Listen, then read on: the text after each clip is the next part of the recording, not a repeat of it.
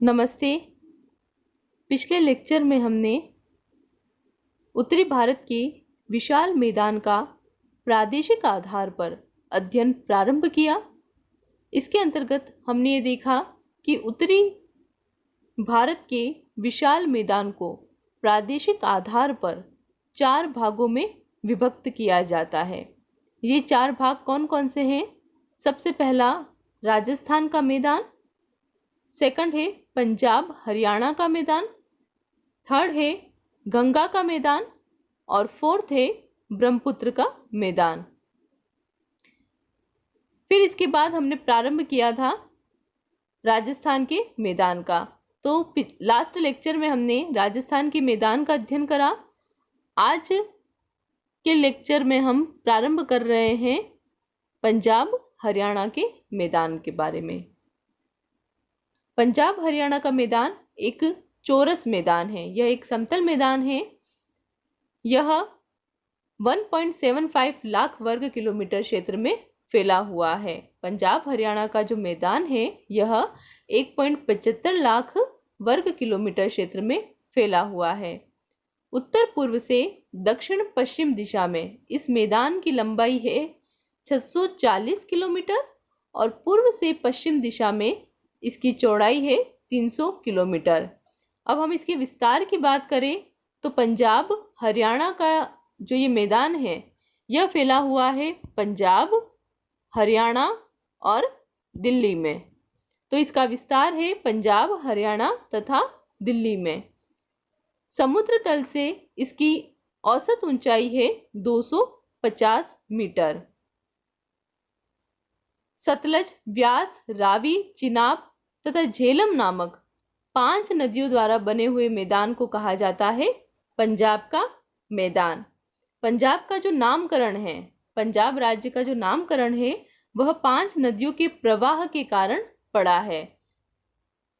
पंजाब में कौन कौन सी 5 नदियां बहती है? सतलज, व्यास, रावी, चिनाब और झेलम। तो 5 नदियों के प्रवाह के कारण पंजाब का नामकरण हुआ है। फारसी भाषा में पानी को कहा जाता है आब। तो पंजाब का अगर हम देखें इस शब्द को तो 5 नदियों के प्रवाह वाला क्षेत्र, इस आधार पर नाम पड़ा है पंजाब का। पंजाब हरियाणा का जो ये मैदान है यह दोआबों का बना हुआ मैदान है। अब दोआब क्या होते हैं? 2 नदियों के बीच के क्षेत्र को कहा जाता है दोआब। 2 नदियों के बीच के क्षेत्र को क्या कहा जाता है? दोआब। तो यह जो मैदान है पंजाब हरियाणा का मैदान, यह दोआबों का क्षेत्र है। इस मैदान के 5 दोआब इस प्रकार से हैं। सबसे पहला व्यास और सतलज के मध्य का बिस्त जालंधर दोआब। व्यास और सतलज नदियों के बीच के दोआब को कहा जाता है बिस्त जालंधर दोआब। सेकंड, व्यास और रावी नदियों के बीच के क्षेत्र को कहा जाता है बारी दोआब। व्यास और रावी नदियों के बीच के क्षेत्र को कहा जाता है बारी दोआब। थर्ड, रावी और चिनाब नदियों के मध्य का क्षेत्र कहलाता है रेचना दोआब।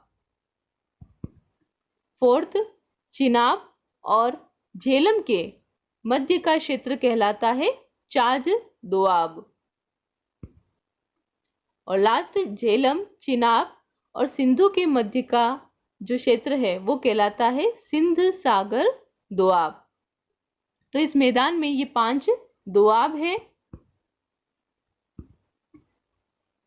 विभाजन के बाद इस मैदान का कुछ भाग पाकिस्तान में चला गया और अब यहाँ पर सतलज, व्यास और रावी नदियों के मैदानी भाग इसमें सम्मिलित किए जाते हैं। यह भाग सतलज तथा यमुना नदियों के बीच जल विभाजक का काम करता है। यह जो भाग है यह सतलज और यमुना नदियों के बीच जल विभाजक का कार्य करता है। शिवालिक की पहाड़ियों के साथ लगते हुए मैदान में अनेक छोटी छोटी नदियों ने बड़ी मात्रा में अपरदन का कार्य किया है।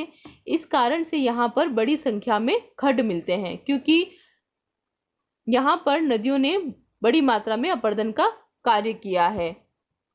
नदियों द्वारा बनाए गए इन खड्डों को स्थानीय भाषा में कहा जाता है चोस कहा जाता है इन खड्डों को स्थानीय भाषा में।